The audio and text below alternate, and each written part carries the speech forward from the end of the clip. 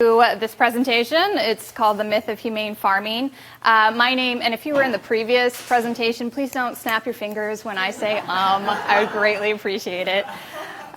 So my name is Marji Beach, and I am the education manager at Animal Place. We are a 600-acre sanctuary for abused and neglected farmed animals located in Grass Valley. David over here, who will be manning the presentation, will also be talking a little bit about our most recent rescue of 4,000 hens from an egg farm. So go ahead and click next. This is Lenny. Lenny lives at Animal Place. He's an adult sheep now, so he is safe and sound at the sanctuary. I have his picture up because I want to share a story about another lamb that I knew once a long time ago. When I was studying animal science at UC Davis, one of the required courses involved attending a slaughter lab. And at this slaughter lab, 2 animals were going to be slaughtered in a room full of, we were just literally 20-year-old kids. And I knew exactly where the lamb who was brought in came from. She came from the UC Davis farm, where they housed about 100 sheep on a pasture. They had this great life. They had this wide room to roam. They had a nice barn where they were locked up at night to keep them safe from predators. They had grass to graze on. They nursed with their mothers. They had this really great flock and social structure. They could engage in all the natural behaviors that a sheep wants to engage in. And although I was vegetarian at the time, I really kind of naively believed that as long as you gave them this really great life, that you had pasture where a sheep could be a sheep or a pig could be a pig, that they would just have really one bad day. And that's, even though I didn't eat these animals, I still believed that you could give them a good life and it would be okay. Until I saw this lamb. And they dragged this lamb in, and of course, they're 6 months old. They're just babies. And she was a female lamb, and she was just petrified. I saw an animal before me who maybe she didn't know what was about to happen, but she knew it was wrong. She knew she didn't have any flock mates with her. She was alone. She was afraid. And it was that kind of aha moment where I realized, yeah, she had this great life, for this 6-month period. But in that moment, in this room full of a bunch of 20-year-old kids, it came down to this issue of, I didn't need her flesh to survive. None of the people in that room needed her meat to live a healthful, happy life. And she was terrified and she was afraid, and those were her final moments in this world. And how miserable and awful that was for her, and for me watching that, because I wanted so badly to help her. And so this concept of humane farming, which has seen kind of a resurgence in the past few years with all these backyard farmers and these smaller farmers, to me, the issue of eating the flesh of an animal is so simple. We don't need meat to survive, period. We have so many alternatives available to us. And so I think the issue of kind of the humane meat, quote unquote, is pretty simple to explain to people, and most people get it. But when we're on tours, when I'm giving tours at the sanctuary, a lot of the questions we have are about the egg and dairy industry, because people work under the notion that you can eat eggs and you can drink milk and it's not hurting the animal. And so I want to share with you some stories of the animals who live at Animal Place and who are now alive and well, of course. This is Frida and this is Athena. You want to click the next slide? So Frida is alive and well. She lives at Animal Place. She is from a pasture-based egg farm. There's less than 2,000 hens on this farm. It's very small. If you visited it, you would look at the life of these hens and go, that is a good life. They get to go out and roam. They get to perch on perches. They dust bathe. They nest. They engage in all of those integral behaviors that really make a chicken a chicken. Next. Athena came from our most recent rescue, which David will talk about in a little bit.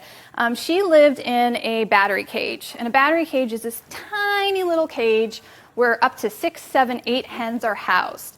these cages don't allow a hen to even spread her wings. They're so small, they're one of the worst forms of confinement that we use in this country, and it is how 95% of all hens on egg farms are housed. It's an existence of just simple misery. It's awful. And that's where she came from. It was a small farm, had about 50,000 hens. Most egg farms have, 1 million plus hens. But what is really unique about these two stories is that I know exactly where Frida came from, and I know exactly where Athena came from. I know these egg farms, and I know where they get their chicks, the baby hens. They came from the exact same hatchery. So it's the world's largest hatchery. This hatchery supplies your really nice free-range pasture-based operations, as well as your large factory farms that people are usually opposed to. So she came from it, she came from it. Now, hens do not just lay female eggs.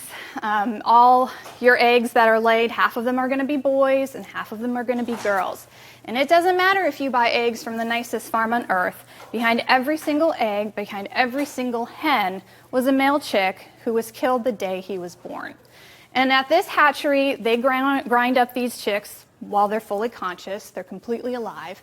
Some of the other hatcheries suffocate them. They're just thrown in the trash. They're literally considered trash. And some of them gas them to death. It's about 150 million male chicks every single year who are killed in this country. And it doesn't matter where you buy your eggs, because these male chicks at the start are all killed. Interestingly enough, on this particular pasture-based farm, they do debeak the hens, which is a painful mutilation that involves cutting off a portion of this nerve-sensitive, blood-rich beak, causes them lifelong discomfort.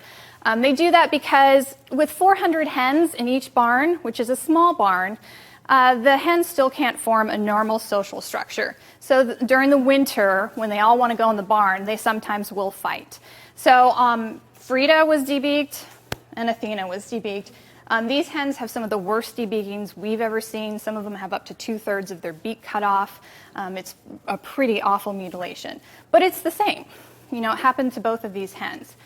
And then no matter how you cut it, in order to make money, in order to make eggs profitable, there's no way to avoid the slaughterhouse. So all of your hens on those nice little farms, those little family-run farms, sure, they may slaughter those hens when they're a little older, maybe they're 3 years old, but at the end of the day, all of those hens are killed.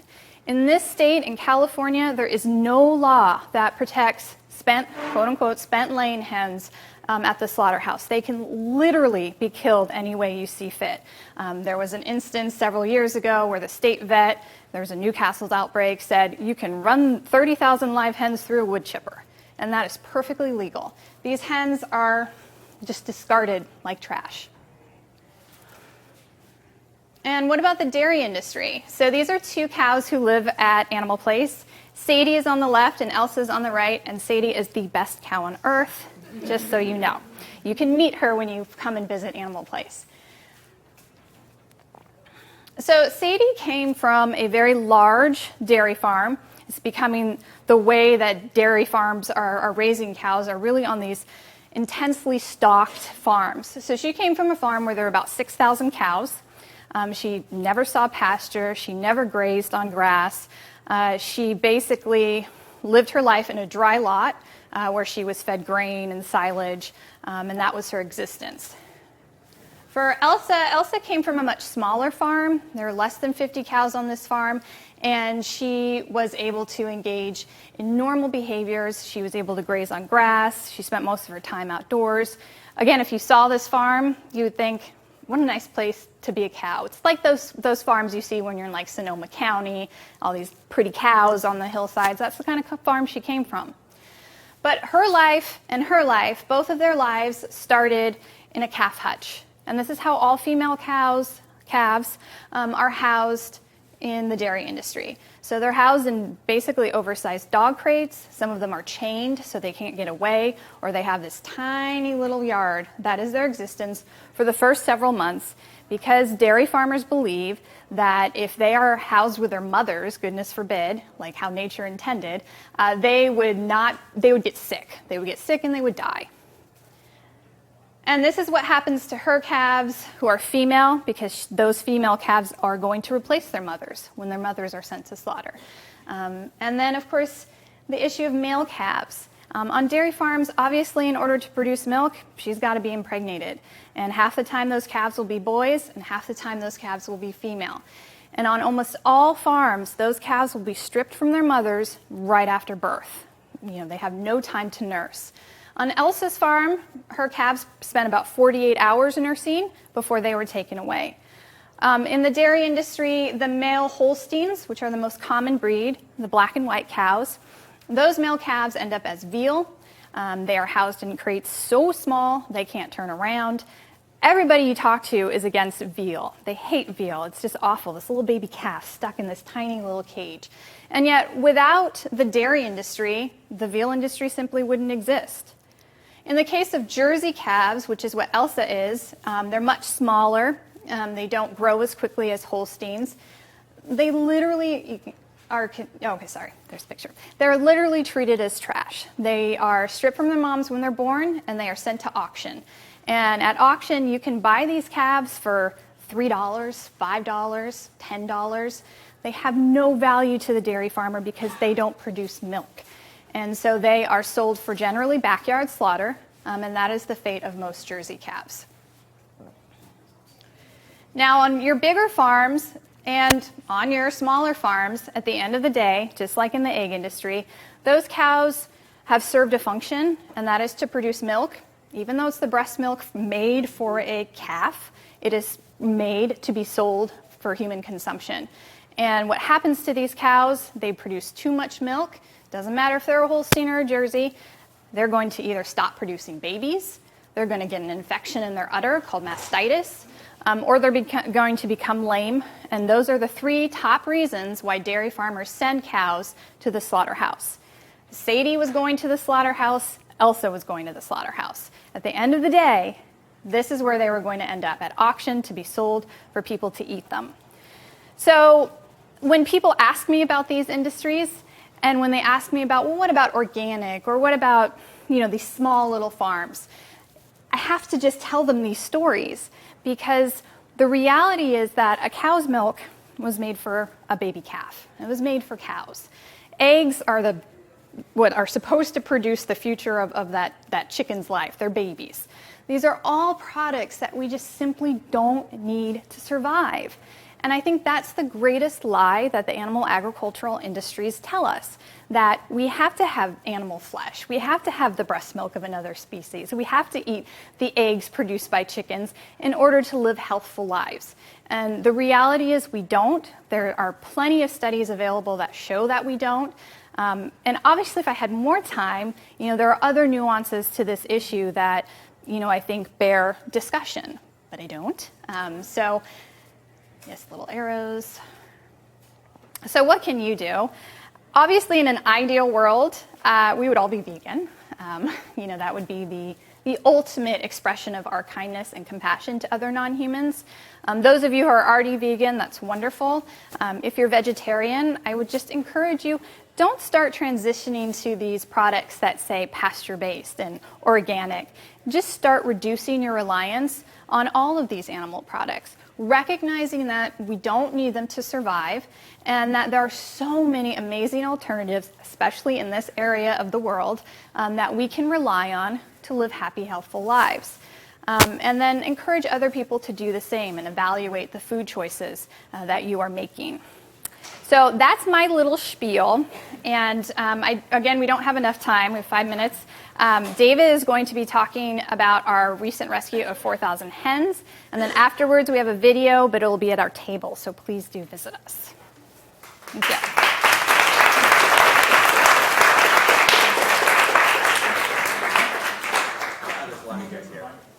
So I just want to talk a little bit about the Rescue Ranch program that Animal Place runs. Rescue Ranch was started in 2010, and really it's our goal as a sanctuary to save as many lives as possible. And to that end, sanctuaries are great at saving lives because we provide permanent refuge, but sanctuaries have a capacity that they max out at, and an adoption program doesn't. So our goal is to get these primarily hens from the egg-laying industry out of these farms before they're slaughtered at about 1.5 to 2 years old and place them into homes where they're going to be treated as companions. It's a really unique program. Nobody else is doing it, and we think it's the most practical way to save as many lives as possible. And on the subject of humane farming, I found it really interesting when I joined the program that we weren't going into battery facilities and things like that. The hens that we're saving from slaughter are coming from family, pasture-raised, free-range farms. And so a lot of our adopters are just kind of blown away by that fact that they're like, oh, these come from like the nice farms, the friendly farms, where they were, destined for slaughter just like every other, of the 280 million egg-laying hens in this country. So specifically the Turlock rescue, we were fortunate enough to be able to respond to this crisis. In Stanislaus County, there was a farm, a small factory farm, 50,000 hens, 2 sheds, where the owner just walked away. He decided to stop feeding his hens. Found out about it about 2 weeks after they had been being starved for 2 weeks, and we went out there immediately. We met representatives from Harvest Home out there, and we camped out overnight. In the morning, state officials arrived and promptly kicked us off the property. We explained to them, that we were there to help, that there were obviously birds that, were starving and dying. They wanted them out of the cages, we wanted them out of the cages, just let us help. And they said, no, leave. So we got off the property, but we didn't leave. We called more people out, we called the media out. We showed that there was a drive within the community and a real interest, that people had in seeing a good ending for these hens. I tell people that if I could, relay like one thing to them, and I think if I could bring this into your homes, anybody who eats eggs or consumes any sort of animal products is like the smell. The smell of ammonia and death emanating off this farm was just absolutely, absolutely terrible, and that was one of the biggest impacts that it had on me. So we get there, we tell them we want to help, they kick us off the farm. And then we're sitting there trying to figure out how to negotiate with these state officials, to get, as many birds as we possibly can, whether it's 10, 100, 1,000 or whatever. And I can't really describe to you the sense of urgency that we felt while we were out there watching them through the windows of these barns while they're pulling live birds out of cages, placing them into bins, metal and plastic, and gassing them to death. They load them into front-end loaders, dump them in dump trucks, and we're watching literally dump trucks full of chicken carcasses that had just been killed drive to a landfill. While we're there, we're there already with crates and people, and we're saying, we want to help, just give us the birds. About 3 o'clock that second afternoon, they start releasing birds to us, and sorry, I'm talking fast, I only have a little bit of time. We get 850 birds that first day, which is amazing. We've just rescued 850 animals. We get them back to the farm, our farm, and we start doing, triage care immediately. We start giving fluids, we start giving medications and tube feeding girls. And it was just so astounding to me that, we had all these feeders and waters and everything set up, and we thought, all right, we've got these girls out of cages, they've been being starved, set them down, and, and they can eat finally. And you would place a bird 2 feet from a feeder, and she just didn't know that all she had to do was walk to the feeder and there would be food, They just didn't understand that all they had to do to get to water was just walk over there and they'd be able to get the nourishment that they needed. And they were too weak to bend over and just eat it. So we would end up picking, hundreds of birds up and laying them next to feeders, and then they realized oh, there's food. And then watching them go from that state to, a day later, they're dust bathing in their food bowls, because they found out that they can dust bathe now, and they've got all these desires like dust bathing and building nest and stretching and all these things that have been frustrated in their lives for so long, that they can finally do.